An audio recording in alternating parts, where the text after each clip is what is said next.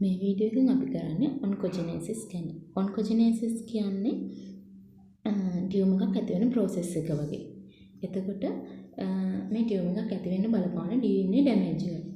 හැබැයි ඕනම DNA damage එකක් ටියුමර් එකක් ඇති වෙන්න බලපාන්නේ නැහැ. මේකට හේතු වෙන්නේ සෙල් සයිකල් එක රෙගියුලේට් කරන ජීන් එක මොකක් හරි මියුටේෂන් එකක් ආවොත් ඒක තමයි බලපාන්නේ ටියුමර් එකක් ඇති වෙන්න. මේක ඩිරෙක්ට්ලි හෝ ඉන්ඩිරෙක්ට්ලි සෙල් සයිකල් එක රෙගුලේට් කරන්න පුළුවන්.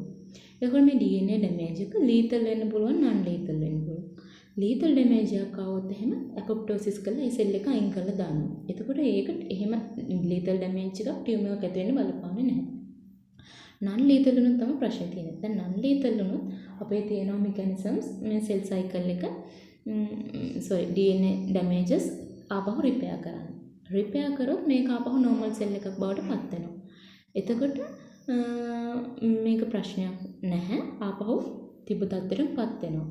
එහෙම රිපෙයාර් කරන්න බෑ වගේ නම් ඒක අපොප්ටොසිස් කරලා අයින් කරලා දානවා. එතකොට ඒත් එහෙනම් ප්‍රශ්නයක් නැහැ. හැබැයි මේ රිපෙයාර් කරන්නත් බැරි වුණත් අපොප්ටොසිස් කරන්නත් බැරි වුණත් ඒක ආපහු සෙල් සයිකල් එකට ඇතුල් වෙලා ආපහු ප්‍රොලිෆරේට් වෙන්න ගන්නවා. එතකොට මේ ඇති වෙන DNA ඩැමේජ් එක ෆික්ස් වුණු පළවෙනි සෙල් එක. එහෙම නැත්නම් ටියුමර් එකක් ඇති කරන්න බලපාන පළවෙනි සෙල් එකට කියනවා ඉනිෂියේට් සෙල්. එහෙම නැත්නම් ට්‍රාන්ස්ෆෝර්ම්ඩ් සෙල් කියලා. ඊට පස්සේ මේ සෙල් එක මොනොක්ලෝනල් එක්ස්පැන්ෂන් එකක් වුණොත් එතෙන්දී DNA ඩැමේජ් එක ෆික්ස් වෙනවා. ෆික්ස් වෙලා මේක ටියුමර් එකක් ඇති කරනවා. ඊට පස්සේ මේ DNA ඩැමේජ් කරන ඒජන්ට්ස් මොනවද කියලා බැලුවොත් තියෙනවා වර්ග දෙකක්. එක්සෝජීනියස් එන්ඩෝජීනියස් කියලා.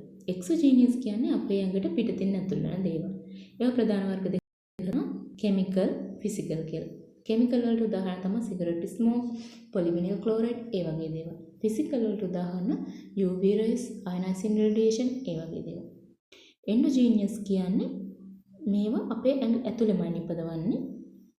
උදාහරණයක් විදිහට ගත්තොත් රියැක්ටිව් ඔක්සිජන් ස්පීෂීස්, නයිට්‍රජන් ඔක්සයිඩ් ඒ වගේ දේවල් අපේ ඇඟ ඇතුළෙම නිපදවලා DNA ඩැමේජ් කරන්න බලපානවා. ඊට පස්සේ අපේ ඇඟේ තියෙන ප්‍රධාන සෙල්ස් වර්ග තුනකට බෙදෙනවා. Labelled cells, stable cells, permanent cells කියලා. ලේබල්ඩ් සෙල්ස් කියන්නේ මේවා නිතරම බෙදෙනවා. උදාහරණයක් විදිහට ගත්තොත් ගට් එපිතීලියම් එක.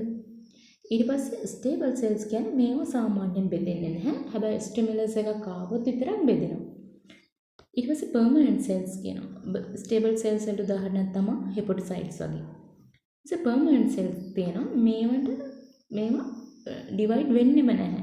එහෙම නැත්නම් පොඩි හැකියාවක් තියෙන පුළුවන් ඩිවයිඩ් වෙන්න.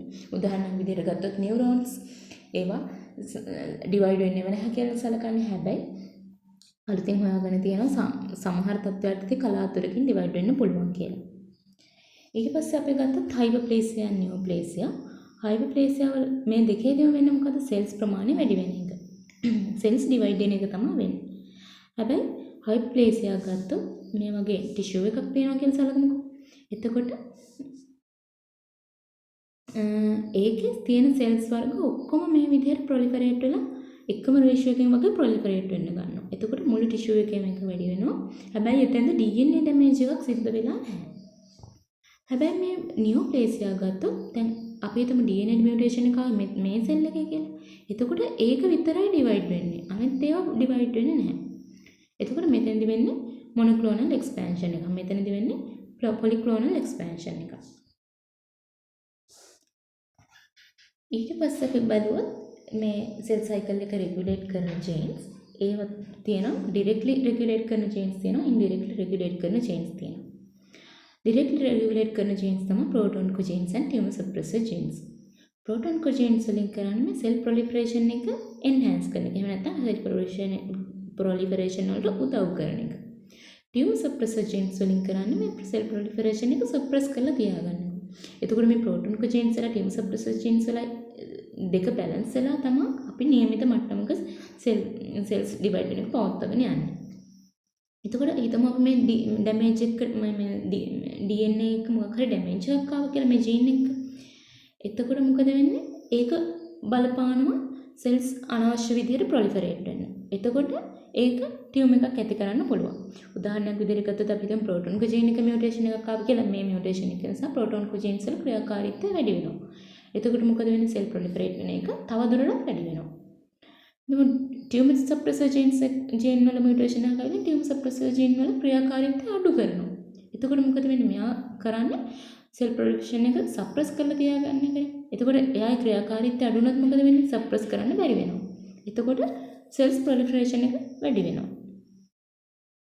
ඊට පස්සේ මේ ඉන්ඩිරෙක්ට්ලි රෙගියුලේට් කරන ජීන්ස් මොනවද කියලා බලුවොත් තියෙනවා අපොප්ටෝසිස් රෙගියුලේටින් ජීන් එක, DNA රිපෙයාර් ජීන් එක.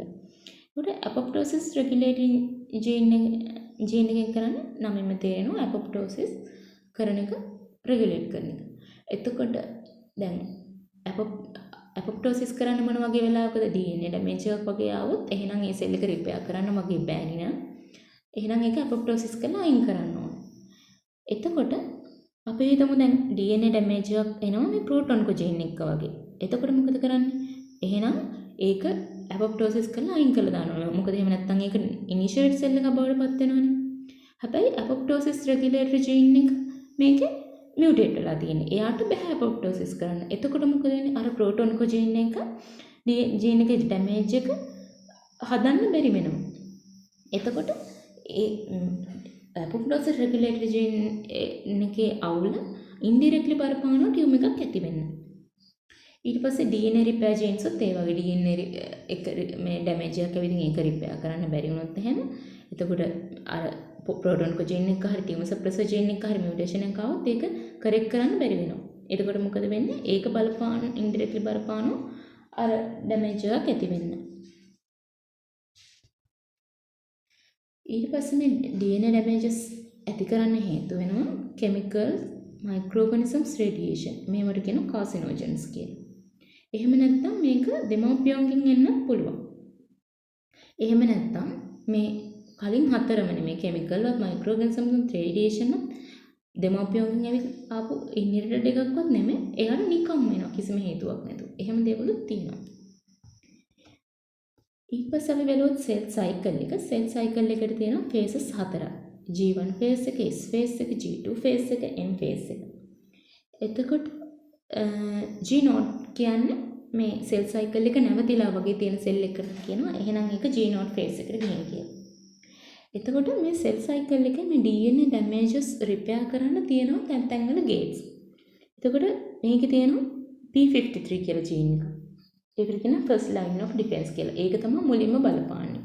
DNA ඩැමේජ් එකක් වෙලා තිබ්බොත් මේක තමයි මුලින්ම ක්‍රියා කරන්නේ. එතකොට අපි හිතමු දැන් DNA ඩැමේජ් එකක් ඇවිත් තියෙනවා කියලා. එතකොට P53 ජීන් එක මම කරලා සෙල් සයිකල් එක G1 ෆේස් එකේ නතර කරගන්න. නතර කරලා මේක රිපෙයාර් කරනවා. රිපෙයාර් කරලා ආපහු සෙල් සයිකල් එකට දානවා. හිතන්න P53 වලින් මේක හදන්න බැරි එකක් කියලා. එහෙනම් මේ P53 ජීන් එක රිපෙයාර් කරන එක නවත්තලා ඒක අපොප්ටෝසිස් කරලා දානවා. එතකොට සෙල් එක අයින් කරලා දානවා. හැබැයි මේකට අපොප්ටෝසිස් කරන්නත් බැරි වුණා. එතකොට මොකද වෙන්නේ? මේ G1 ෆේස් එක මග අරගෙන යනවා. ඊට පස්සේ G1S ගේට් එකට එනවා. එතන තියෙනවා රෙටිනෝබ්ලාස්ටෝමා ජීන් එක. රෙටිනෝබ්ලාස්ටෝමා ජීන් එක ආපහු අපොප්ටෝසිස් කරන්න බලනවා. එතකොට එහෙනම් අපොප්ටෝසිස් කරලා ආයෙත් සෙල් එක අයින් කරලා දානවා. හැබැයි මේ රෙටිනෝබ්ලාස්ටෝමා ජීන් එකකට බැරි වුණොත් මේ අපොප්ටෝසිස් කරන්න ඒක ආපහු සෙල් සයිකල් එකට ඇතුල් වෙනවා. එතකොට ඒක ඉනිෂියේට් සෙල් එකක් වෙලා ටියුමර් එකක් ඇති කරනවා. ඒක අපි කලින් ෆ්ලෝ ඩයග්‍රෑම් එකේම බැලුවා. මේ DNA ඩැමේජ් එකක් වුණාම ලීතල් ඩැමේජ් එකක් වුණත් අපොප්ටෝසිස් කරන්නේ ඒ කරන්නේ P53 ජීන් එකෙන්ම. නන් ලීතල් ඩැමේජ් එකක් ආවොත් ඒක රිපෙයාර් කරන්නේ P53 ජීන් එකෙන්. ඊට පස්සේ රිපෙයාර් කරන්න බැරි වුණොත් ඒක අපොප්ටෝසිස් කරන්නේ P53 ජීන් එකේ. එතකොට හිතන්න මේ P53 ජීන් එකේ මොකක් හරි අවුලක් ආවා කියලා. එතකොට මොකද වෙන්නේ? ඒක එහෙනම් එතෙන්දී යාට ක්‍රියා කරන්න බැරි වෙලා ඒක යනවා G1S ගේට් එකට. එතකොට G1S ගේට් එකේ තියෙන රෙටිනෝබ්ලාස්ටෝමා ප්‍රෝටීන් එක. මේ ජීන් එක. එතකොට රෙටිනෝබ්ලාස්ටෝමා ජීන් එකෙන් අපොප්ටෝසිස් කරනවා. එතකොට රෙටිනෝබ්ලාස්ටෝමා ජීන් එකෙත් මොකක් හරි අවුලක් තිබුණොත් ඒක මොකද වෙන්නේ? එතකොට ඒ ගේට්ස් දෙකම වැඩ කරන්නේ නැහැ. එතකොට මේක සෙල් සයිකල් එකට ඇතුළේ ඉනිෂියේට් සෙල් එකක් බවට පත් වෙනවා. දැන් මේකේ ලොකුම කාර්යභාරයක් කරන්නේ P53 ජීන් එකනේ. ඒක නිසා ඒකට කියනවා guardian of the genome කියලා. ඊට අපි බලමු ඔන්කොජීන්ස් කියන්නේ මොනවද කියලා. අපේ තියෙන දැන් ප්‍රෝටෝන් කොජීන්ස් එක කතා කරන්නේ ඉස්සෙල්ලා. එතකොට මේ ප්‍රෝටෝන් කොජීන්ස් තමයි normal cell proliferation and differentiation regulate කරන්නේ. එතකොට මේ ප්‍රෝටෝන් ඔන්කොජීන් එකට මොකක් හරි මියුටේෂන් එකක් આવොත් ඒ වගේ ජීන්ස් වලට කියනවා ඔන්කොජීන්ස් කියලා. මේ ප්‍රෝටෝන් ඔන්කොජීන්ස් වල මියුටේෂන් එකක් ඇති වෙන එකට කියනවා ඇක්ටිවේෂන් ඔෆ් ඔන්කොජීන්ස් කියලා. එතකොට මේ ඔන්කොජීන්ස් වැඩ කරන්නේ ඩොමිනන්ට් විදියට. ඒ කියන්නේ මේ ඇලීල්ස් දෙකක් තියෙනනේ සාමාන්‍යයෙන් මේ ඇලීල්ස් දෙකෙන් එක ඇලීල් එක විතර මියුටේෂන් එකක් આવොත් ඇති ටියුමර් එකක් ඇති කරන්න. එතකොට මේ ඔන්කොජීන්ස් ඇක්ටිවේට් වෙන්න පුළුවන් පොයින්ට් මියුටේෂන් එකක් නිසා. දැන් අපි දන්නවනේ මියුටේෂන්ස් ඇති වෙන විදිහ. එතකොට පොයින්ට් මියුටේෂන් එකක් නිසා, එහෙම නැත්නම් ක්‍රොමෝසෝමල් රීඅරේන්ජ්මන්ට් එකක් නිසා, ට්‍රාන්ස්ලොකේෂන් එකක් නිසා, ඩිලීෂන් ඇන්ඩ් ඉන්වර්ෂන් එකක් නිසා, එහෙම නැත්නම් ජීන් ඇම්ප්ලිෆිකේෂන් එකක් නිසා මේ ප්‍රෝටෝන්කොජීන්ස් වල මියුටේෂන්ස් ඇති වෙන්න පුළුවන්. ඊපස්සේ අපි බලමු ටියුමර් සප්‍රෙසර් ජීන්ස් වලට. ටියුමර් සප්‍රෙසර් ජීන්ස් වලින් කරන්නේ සෙල් ප්‍රොලිෆරේෂන් එක සප්‍රෙස් කරලා තියාගන්න එක. එතකොට ටියුමර් සප්‍රෙසර් ජීන්ස් දැන් ප්‍රෝටෝන්කොජීන්ස් වල නම් ඇලීල්ස් දෙකම මේ එක ඇලීල් එකක් විතරයි. හැබැයි ටියුමර් සප්‍රෙසර් ජීන්ස් වල මේ ඇලීල්ස් දෙකේම ඩැමේජස් එන්න ඕන සෙල් ට්‍රාන්ස්ෆෝමේෂන් එකක් වෙන්න නම්. එතකොට අපි ටියුමර්ස් තියෙන ප්‍රධාන වර්ග දෙක ෆැමිලියල් ටියුමර්ස්, ස්පොරොඩික් ටියුමර්ස් කියලා. මේ ෆැමිලියල් ටියුමර්ස් ගත්තොත් ෆැමිලියල් ටියුමර්ස් කියන්නේ මේක පවුලෙන් එන එකක්. ඒ කියන්නේ ඉන්හෙරිට් වෙන එකක් වගේ. ස්පොරොඩික් ටියුමර්ස් කියන්නේ මෙහෙම පවුලේ බලපෑමක් නැහැ, ඉන්හෙරිටන්ස් එකක් නැහැ, නිකම්ම ඇති වෙන එකක්. එතකොට ඒකට බලපාන අර කාසිනෝජන්ස්, කෙමිකල්, මයික්‍රෝබියල්, රේඩියේෂන් වගේ කාසිනෝජන්ස් නිසා. එහෙම නැත්නම්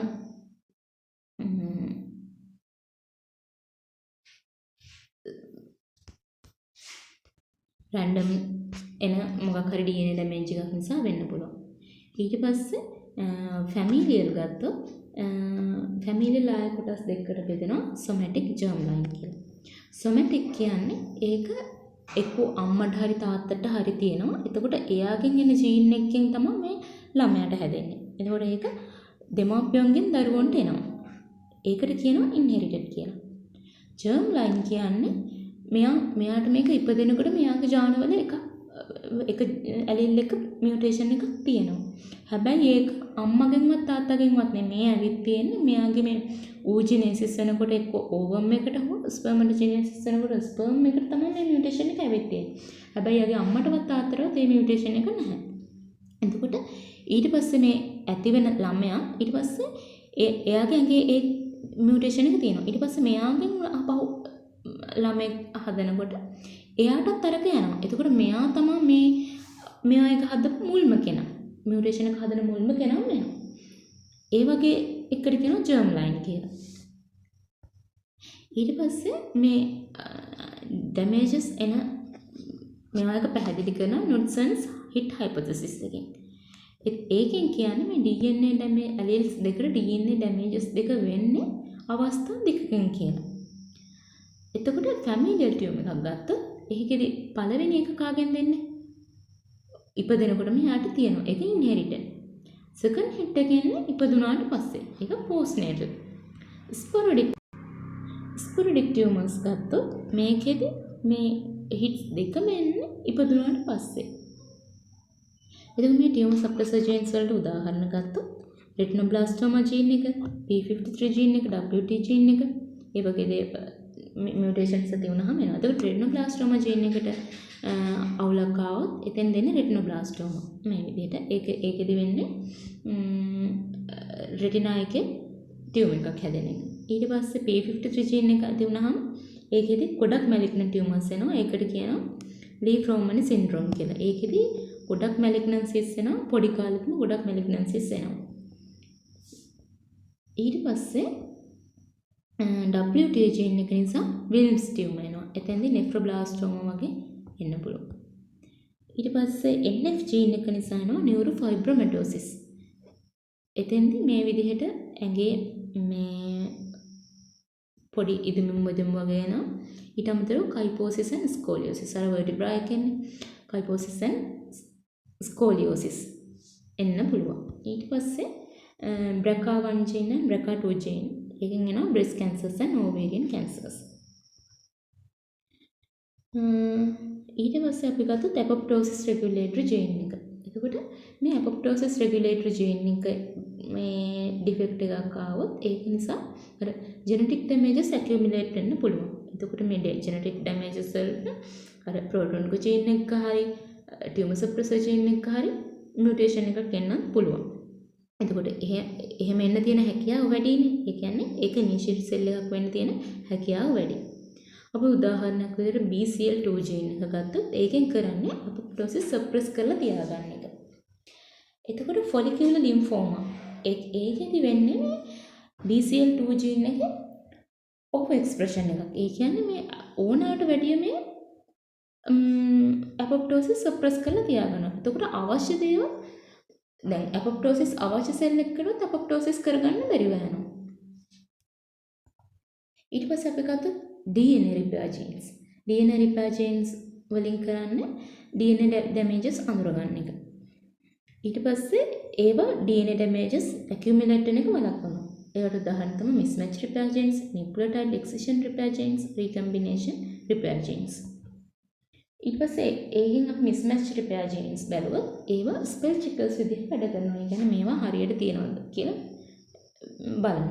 එතකොට ඒක වැඩ කරන විදිහ අපි බැලුවොත් දැන් normal hemoglobin තියෙනවනේ. එතකොට normal hemoglobin වල තියෙන මේ nucleotide අණු පිළිවෙල. එතකොට දැන් අපි හිතමු මේකේ mutation එකක් ආවා කියලා මෙතන adenine වෙනකොට uracil එකතු වෙනවා. එතකොට දැන් mismatch repair chain එක හරියට වැඩ කරනවා නම් එහෙනම් එයා මේ මෙතන mutation එකක් වෙලා තියෙන කියලා අඳුර ගන්න ඕනේ. එතකොට එයාට මේක අඳුර ගන්න බැරි නම් එයා එතන හදන්නේ මොන පෙප්ටයිඩ් එකක්ද? මෙතන හදන පෙප්ටයිඩ් එක නෙමෙයි මෙතන හදන්නේ එතකොට. එතකොට මෙතන normal hemoglobin දෙනකොට මේ mutation එක නිසා එයා දෙන්නේ sickle cell hemoglobin. ඒ වගේ දැන් මේක දැන් ඇති වෙලා තියෙන වෙනම ජීන් එකනේ. එතකොට එන්නේ sickle cell hemoglobin. ඒ විදිහට දැන් proton ජීන් එක මේ විදිහට mutation එකක් ආවා කියලා හිතන්න. එතකොට මොකද වෙන්නේ? මේ mismatch repair genes වලට මේ mutation එක හරි ගස්සන්න බැරි වෙනවා. එතකොට ඒක බලපානවා ටියුමර් එකක් ඇති වෙන්න. ඊට පස්සේ microsatellite instability කියලා දෙනවා. ඒක microsatellite instability එන්නේ mismatch repair genes වල defect එකක් තියෙනවා නම් microsatellite instability එක එනවා. microsatellites කියන්නේ මොනවද කියලා බලුවොත් tandem repeats of 1 to 6 nucleotides. ඒ කියන්නේ මෙන්න මේ විදිහට repeat වෙන nucleotides තියෙනවා. එතකොට ඒවා එකේ ඉඳන් 6 දක්වා සංඛ්‍යාවක් තියෙනවා. එතකොට දැන් mismatch repair chain එක කවුලක් තියෙනවා කියලා හිතන්න. එතකොට දැන් මෙන්න මෙතන මේ G අයින් වෙලා එතෙන්ට වෙන nucleotide එකක් එනවා. එතකොට මොකද වෙන්නේ? මෙන්න මේ ටික විතරයි ඉතුරු වෙන්නේ. මෙතෙන් දැන් මෙහාට වෙනස්නේ. එතකොට මේක එන්නේ නැහැනේ. දැන් මෙතන G වෙනකොට U ආවා කියලා හිතන්න. එතකොට මේක එන්නේ nucleotides 5ක් විතරයි. එතකොට ඒක වෙනස් වෙනවා. එතකොට මේ microsatellite එකේ දිග වෙනස් වෙනවා. එතකොට දැන් normal cell එක නම් හැම cell එකම මේ ගාන තියෙන්න ඕන. හැබැයි ටියුමර් එකක් තිබුණොත් මොකද වෙන්නේ? එක cell එක මේ ටික. ඊට පස්සේ ඊළඟ cell cycle එකෙන් cell cycle එකට යනකොට දැන් ඊළඟ mutation එක උනේ මෙතන නම් ඊට පස්සේ ඉතුරු වෙන්නේ මෙන්න මේ ටික. එහෙම cell cycle එකෙන් cell cycle එකට වෙනස් වෙනවා. එතකොට මේ microsatellites වල දිග cell එකෙන් cell එකට වෙනස් වෙනවා ටියුමර් එකේ දෙනවා. එතකොට මේ මෙහෙම වෙනසක් තියෙනවා නම් microsatellites වල දිගේ වෙනසක් තියෙනවා නම් එතකොට ඒකට හේතුව මේ mismatch repair genes වල defect එකක්.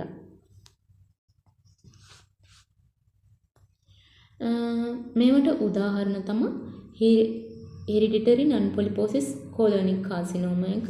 එතකොට මෙතෙන්දි වෙන්නේ ගොඩක් colorectal carcinoma and endometrial carcinoma තමයි ගොඩක් එන්නේ. less commonly එන්න පුළුවන් ovarian carcinoma, carcinoma in pancreatic biliary system, gastric and small intestinal carcinoma. ඊට පස්සේ අපි බලුවොත් මේ carcinogenesis වෙන එකේ steps මොනවද කියලා. normal cell එකක් තියෙනවා. normal cell එකක් initiated cell එකක් වෙනවනේ. එතකොට මේ process එකට කියනවා initiation කියලා. ඒ DNA damage එකක් වෙලා ඒක apoptosis කරන්න හෝ repair කරන්න බැරි වෙන නිසා ඒක initiated cell එකක් වෙනවා. මේ process එකට කියනවා initiation කියලා. ඊට පස්සේ මේ initiated cell එක නිකම්ම මේ ඊට පස්සේ ටියුමර් එකක් ඇති වෙන්නේ නැහැ. නිකම්ම divide වෙන්නේ නැහැ. මේක ඩිවයිඩ් කරන්න තියෙන්න ඕනේ යම්කිසි සාධක ටිකක්. ඒවට අපි කියනවා ප්‍රොමෝටර්ස් කියලා. එතකොට මේ ප්‍රොමෝටර්ස් වලින් ඉනිෂියේට් සෙල් එක ඩිවයිඩ් වෙන ප්‍රොසෙස් එකට කියනවා ප්‍රොමෝෂන් කියලා. අපි උදාහරණයක් විදිහට ගත්තොත් දැන් ඊස්ට්‍රජන් වලින් කරනවානේ බ්‍රෙස් වල වර්ධනය රෙගියුලේට් කරනවානේ. එතකොට දැන් බ්‍රෙස් කැන්සර් එකක් තියෙනවා කියලා හිතමු කාට හරි. එතකොට මොකද වෙන්නේ මේ ඊස්ට්‍රජන් තිබුණොත් එහෙම ඊස්ට්‍රජන් වැඩ කරනවා අර බ්‍රෙස් කැන්සර් එකට ප්‍රොමෝට් එකක් විදිහට. එතකොට ඒක තවදුරටත් වර්ධනය වෙනවා. ඊට පස්සේ නියෝප්ලේස් එකක් ඇති වෙනවා. ඊට පස්සේ දැන් නියෝප්ලේස් එකේ සෙල්ස් එන්න මියුටේට් වෙනවා. එතකොට මේ වගේ තවදුරටත් DNA damages accumulate වෙනවා. එතකොට දැන් මැලිග්නන්ට් දැන් මේ විදිහට මෙටාස්ටේසිස් වෙනකොට ඒක ඇන්ජියෝජෙනෙසිස් වෙනවා, මෙටාස්ටේසිස් වෙනවා, මයිග්‍රේෂන් ඒ දේවල් වල මැලිග්නන්ට් මෙටාස්ටේසිස් හදනවා. එතකොට මේ දේවල් වෙනස් වෙනකොට තවදුරටත් මියුටේෂන්ස් ඇති වෙලා දැන් මෙතන තියෙන සෙල් එකම නෙමෙයි ඊළඟට මෙතෙන්ට එන්නේ. එතකොට මේ තවදුරටත් මියුටේෂන්ස් ඇති වෙලා තියෙනවා. ඊට පස්සේ අපි බලුවොත් කාසිනෝජන්ස්. කාසිනෝජන්ස් කියන්නේ external factors that lead to DNA damage. මේ කාසිනෝජන්ස් තියෙනවා, chemical කාසිනෝජන්ස් තියෙනවා, radiation කාසිනෝජන්ස් තියෙනවා, physical මේ microorganisms ඉන්නවා. එතකොට මේ normal cell එකක්, initiated cell එකක් බවට පත් කරන process එකට කියනවා initiation කියලා. එතකොට මේ initiation කරන්නේ initiate එකකින්. ඒ උනේ chemical carcinogen එක වැඩ කරනවා initiate එකක් විදිහට. ඊට පස්සේ දැන් initiate cell එකක් විතරක් වෙලා මදිනේ. initiate cell එක tumor එකක් වෙන්න නම් ඒක promotion වෙන්න ඕනේ. promote එකක් තියෙන්න ඕනේ. එතකොට සමහර chemical carcinogens තියෙනවා මේ initiate එක promote එක දෙකම විදිහට වැඩ කරනවා. එහෙම ඒවට අපි කියන complete carcinogen කියලා. උදාහරණයක් විදිහට ගත cigarette smoke complete carcinogen එක. ඊට පස්සේ chemical carcinogens තියෙනවා වර්ග දෙකක්. direct carcinogen, indirect carcinogen. මේකෙන් අපි මුලින්ම බලුවොත් indirect carcinogen. දැන් මේ carcinogens මොනවාද? xenobiotics නේ. එතකොට මේ xenobiotics ඇඟට ඇතුළු වුණාම මොකද වෙන්නේ?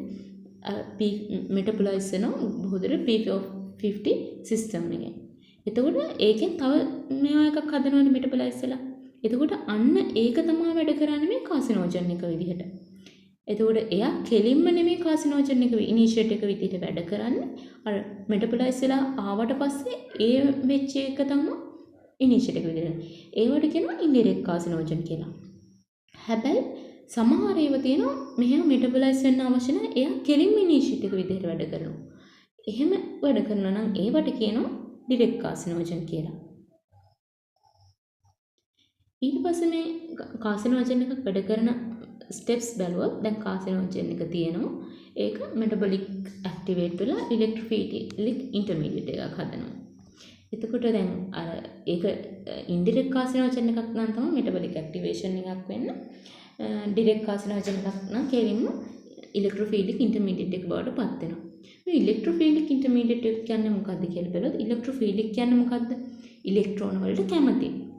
එතකොට දැන් DNA වල තියෙන ෆොස්ෆේට් කාණ්ඩේ ෆොස්ෆේට් නෙගටිව්ලි charged නේ. එතකොට මෙයා ඇවිදින්ම DNA වලට බැඳෙනවා. එතකොට මේ DNA වලට බැඳෙන එකට කියනවා ඇඩක්ට් ෆෝමේෂන් කියලා. ඊට පස්සේ මේ DNA එකට බැඳලා ඒකේ මියුටේෂන් එකක් ඇති කරනවා. එතකොට DNA එකේ මියුටේෂන් එකක් ඇති වෙනවා. සෙල්ස් වලින් මොකද කරන්නේ? එක්ක රිපෙයාර් කරනවා, එක්ක අපොප්ටෝසිස් කරනවා.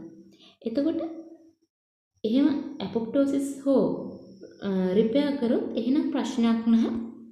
ඒක අයින් වෙනනේ. හැබැයි රිපෙයාර් කරන්න හෝ අපොප්ටෝසිස් කරන්න බැරි වුණොත් එයා සෙල් සයිකල් එකට ඇතුල් වෙනවා. ඊට පස්සේ ඒක ඉනිෂියේට් සෙල් එකක් බවට පත් වෙනවා. එතකොට මේ සෙල් සයිකල් එකට ඇතුල් වෙනකම් process එකට කියනවා ඉනිෂියේෂන් කියලා. එතකොට මේ ඉනිෂියේටඩ් සෙල් එකක් ඊට පස්සේ ප්‍රොමෝටර්ස් වලින් ප්‍රොමෝට් කරලා මේ ප්‍රොලිෆරේට් කරනවා. ඊට පස්සේ ඒක ප්‍රී මැලිග්නන්ට් ක්ලෝන් එකක් කරලා මැලිග්නන්ට් නියෝප්ලාසම් එකක් කරනවා. මේ process එකට කියනවා ප්‍රොමෝෂන් කියලා. ඊට පස්සේ තියෙනවා මයික්‍රෝබියල් කාසිනෝජන්ස්. මයික්‍රෝබියල් කාසිනෝජන්ස් විදිහට හඳුනගන්න තියෙන වෛරස් and බැක්ටීරියා විතර. එතකොට ප්‍රධාන වෛරසස් 6ක් අඳුරගෙන තියෙනවා මේ වෙනකොට කාසිනෝජන්ස් ඇති වෙනවා කියලා. human papilloma virus එක, hepatitis B and hepatitis C virus එක, Epstein-Barr virus එක, AIDS, human T lymphotropic virus එක, human herpes virus එක. human papilloma virus එකෙන් carcinoma of cervix, carcinoma of penis ඇති කරනවා. hepatitis B and C viruses වලින් hepatocellular carcinoma ඇති කරනවා. Epstein-Barr virus එකෙන් nasopharyngeal carcinoma and Burkitt's lymphoma. ඊට පස්සේ AIDS virus වලින් lymphoma. human T-cell lymphotropic virus එකේ leukemia. human herpes virus වලින් Kaposi sarcoma මේ විදිහට ටියුමර්ස් ඇති කරනවා. ඊට පස්සේ අපි ගත්තොත් බැක්ටීරියා Helicobacter pylori තමයි මේ ටියුමර්ස් ඇති කරන්න බලපාන්නේ. එතකොට මේකෙන් chronic gastritis හදනවා. ඊට අමතරව තමයි මේ gastric B cell lymphoma and mold lymphoma හදන්නේ. mold lymphoma කියන්නේ mucose associated lymphoid tissues තියෙනනේ ඒ වගේ ටියුමර්ස් ඇති කරන එක. ඊට පස්සේ අපි radiation carcinogen ගත්තොත් ඒ ප්‍රධාන වර්ග දෙකක් තියෙනවා UV radiation ion sin radiation කියලා. මේ UV radiation ගත්තොත් UV radiation වල ultraviolet B rays තමයි මේ ගොඩක්ම බලපාන්නේ. එතකොට ඒකෙන් skin malignancies ඇති කරනවා. උදාහරණයක් විදිහට ගත්තොත් squamous cell carcinoma, basal cell carcinoma, malignant carcinoma මේවා ඇති කරනවා ultraviolet rays වලින්. ඊට ion sin radiation වලට උදාහරණ ගත්තොත් atomic bomb එක, nuclear accidents, radiation therapy කියන්නේ අපි හිතමු ටියුමර් එකක් ඇති වෙලා radiation therapy කරනවා කියලා. එතකොට ඒක නිසා තිබ්බ ටියුමර් එක නැති වෙනවා. හැබැයි ඒක බලපාන්න පුළුවන් තව ටියුමර් එකක් ඇති වෙන්න. ඒ විදිහට. ඊට පස්සේ occupational radiation. ඒ කියන්නේ මේ රේඩියොලොජිස්ට්ලා වගේ. එතකොට එයාලා නිතරම මේ ion sin radiation වලට බලපාන මේවා වෙනවනේ. ඒක නිසා එයාලට ටියුමර් එකක් ඇති වෙන්න තියෙන හැකියාව වැඩි. ඊට පස්සේ අපි බලමු genetic predisposition to cancers. එතකොට genetic predisposition කියන්නේ මෙයාලගේ inherit වෙන්න තියෙන හැකියාව. එතකොට මේකෙදි වෙන්නේ parents ලාගෙන් ළමයිට එන එක. මේවට උදාහරණ තමයි familial adenomatous polyposis syndrome. ඒ කියන්නේ APC gene mutation එක නිසා. ඊට පස්සේ තියෙනවා Lee-Froman syndrome. ඒ කියන්නේ P53 gene එකේ mutation එක නිසා. ඉතින් neurofibromatosis type 1. මේක NF1 වල mutation එකක් නිසා. ඊට පස්සේ BRCA1 and BRCA2 mutation එක එනවා. ඒකෙදි වෙන්නේ breast cancers, ovarian cancers වෙන එක. මේ BRCA1 BRCA2 කියන්නේ tumor suppressor gene එක. හැබැයි tumor suppressor genes වල සාමාන්‍යයෙන් ඒක allele එකයිනේ alleles දෙකම මේවා වෙන්න ඕනනේ. tumor එකක් ඇති වෙන්න නම් හැබැයි මේක BRCA gene එක වැඩ කරන්නේ autosomal dominant විදිහට. ඒ කියන්නේ එකක් විතරක් mutate වුණොත් ඇති gene මේ tumor එකක් ඇති වෙන්නේ. ඉච්චරයි තියෙන්නේ මේ ලෙක්චර් එකේ බලන්න. Thank you.